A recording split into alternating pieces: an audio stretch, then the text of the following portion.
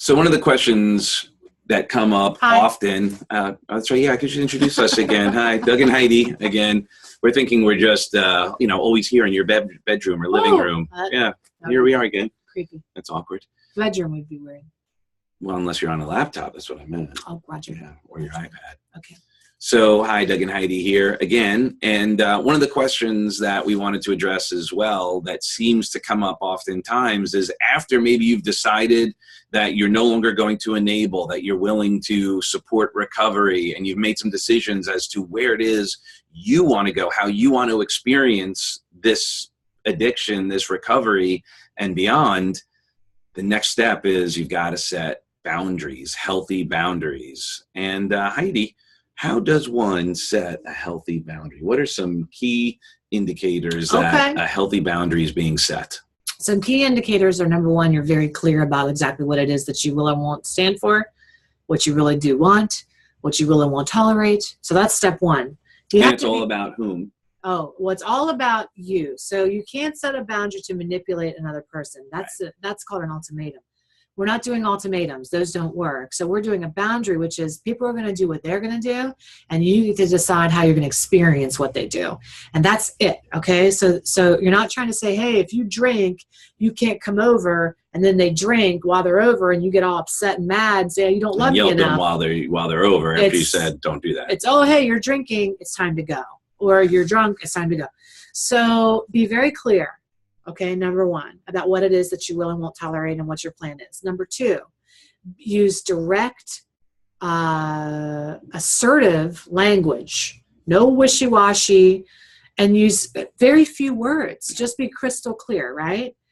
You also want to deliver a consequence that you're able to actually pull the trigger on. It's not like your kid's misbehaving and you go, hey, we're going to leave Disney. You know you ain't leaving Disney. Okay, nobody's leaving Disney. So don't say that. Right? Only do the thing that you're actually going to follow through on. And then check for understanding. Make sure that they heard it. So I'll give you the language, and we practice this all the time with my students and with our clients. You know, whenever we're working with somebody, we have like this little cheat sheet, and you might want to carry yours around for a while. So just take out a little note card and write this down. I know it seems silly at first, but trust me, it could save your life. When you fill in the blank, I feel fill in the blank. If you fill in the blank, I will fill in the blank. And that's it, right? When you come home drunk, I feel nervous, scared, and violated.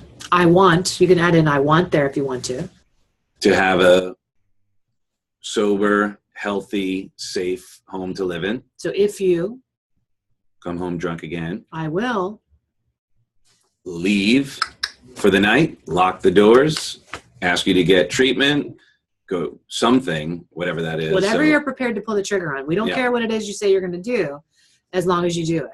You know, when you speak to me that way, let's say somebody's being really aggressive verbally. When you speak to me that way, I feel assaulted, attacked, upset, frustrated, scared, violated. I want to be able to have a rational discussion with you, or I want to be able to feel safe in my conversations, or I want to not be around that anymore. You know, you can't say I want you to stop, because you don't have any control over what they do. So if you continue to speak to me that way, I will walk away, leave, hang up the phone, and you might have to leave, walk away, or hang up the phone 25 times. But the key to this is in the follow through, because that's where you really teach people how to treat you. So make sure you're prepared to do what you said you were going to do. And I guess one of the best ways you could really remember how important and how sort of powerful that execution is using parenting as an example. We don't quite have this. Our daughter is still pretty small yet. We don't have it, but there's sometimes the look or the countdown or the whatever, and you do that a few times, and then you don't even, all you have to do is give the look, because they know what's going to happen, because it was implemented. Let me tell you a perfect example of this. Ellie started smacking me, just out of the blue, just smacking me. And the first couple times she would do it. I wonder where she learned. He's joking. Of course. So Ellie would smack me. And at first we would have this, like, our tactic was to go, oh, Doug would come to my rescue. Ellie hurt mommy. Oh my goodness, mommy, are you okay? And then Ellie, come say sorry. And we would do this whole thing. And at first it really worked. Ellie would be really upset that she hurt me, and she would come over and say sorry. But then what happened a couple of times after that is she had this little bike in the house, and so she would get on her little bike after she hit me this one time, and we did the whole, oh, mommy hurt. And she was on her bike, and she was like, and drove off, and sped off, like. And so we were like, okay, so now we have to up our game a little bit. So it was turn into timeout. And she doesn't like timeout. And the first couple times that I did it, she would flip out. She would, but immediately she would, you know, be in there for a minute or two in timeout and go, sorry, mommy, right away. And we wouldn't have that issue. Well, one night she figured she would really test me, because your loved ones are not going to test your boundaries when they know you mean business. They're going to test you in a weaker moment. When they think that you're going to slip and slide. Okay. That's how you get manipulated. And it's a natural inclination to do that, to see what we can get away with, whether we're in addiction or not. So she picked her time to really test if I was going to hold the boundary when it was 10 o'clock at night and we had already been in bed. It was like about 9. We'd already been in bed for like an hour. And then I was half asleep. I was so tired, and right on my face. And I was like, shit. She just did that. Now I'm going to have to, I said, Ellie, do you want to go to timeout? You're going to go in timeout. You do not smack mommy. One more time, you're going to go in timeout.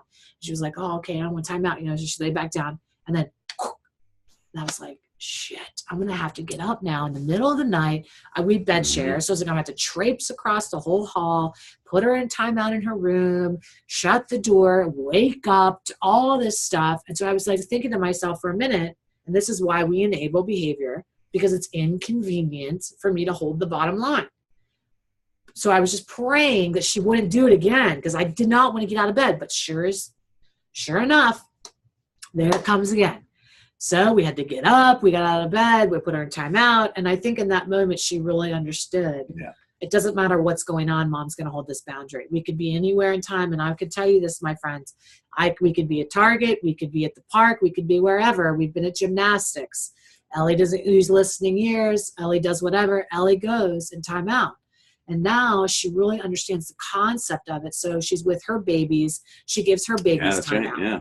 And she says, oh, baby's not nice. Baby bit this baby, or whatever happened. She puts the baby in timeout. She waits for the baby to say sorry and to come out. And she's getting the discipline, and she's teaching her babies the discipline. Listen, this doesn't mean that I'm delusional and I go, oh, look, my baby's doing timeout.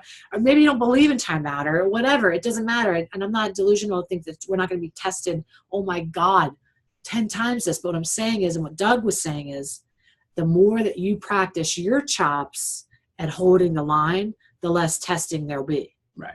And so that is full discipline, show. That is patience and discipline. Patience and discipline are the parents of execution. Yeah, I mean, I used to work, and my first job in psychology was at a residential treatment facility for kids with like oppositional defiant disorder, conduct disorder, 7 to 18-year-olds who just acted out constantly, addiction issues, all kinds of psychological issues, and this thing was the same. It was repetition. It was consequences. It was loving consequences. It's consistency. And that was it. And then even these kids who were like the worst of the worst, they were going to be in prison, locked down for the rest of their lives, turned the corner with that consistency. And we'll tell you this, with our clients here, almost all the time, when they do commencement or they're offering their messages of gratitude to their therapists or others, right, they thank them for calling them out on their BS and holding the line. Exactly. They know that they need it, and they realize, because they're not thinking. That's the thing. They're not thinking in that moment. So this boundary is for you, because they're going to do what they're going to do anyway. They're not thinking. Yeah, it's not for them. It's for you. Exactly. It's for your bottom line, for your peace of mind. And I only shared with you that other bit to maybe that part of you that is worried about the challenge. Well, that's why we don't do it, because we feel like they're not going to love us. Right. Or they're going to be mad at us, or they're going to, but they're grateful in the end. Right. So just want to let you know. People want to know what they can expect from you all the time. So that's good that you said that. All right. Well, we'll see you in another video really soon. And we love you. We'll see you again. All right. See you in a bit. Take care.